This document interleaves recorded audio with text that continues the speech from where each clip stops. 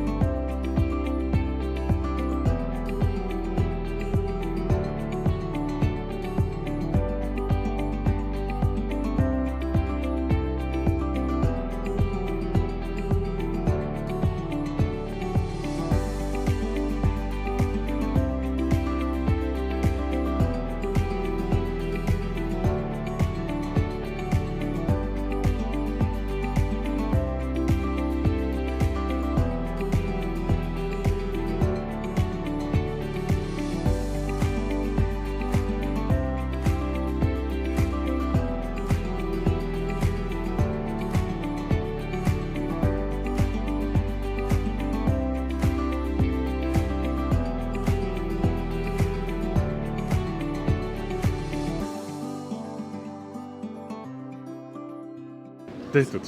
Siin me oleme ja jäime ellu. Algus võttis aega, et saada vedama, et esimese kallistuseni läks 9 minutit, aga pärast oli juba palju kergem ja selle päeva peale ikka siin julgelt üle 70 kallistuseni.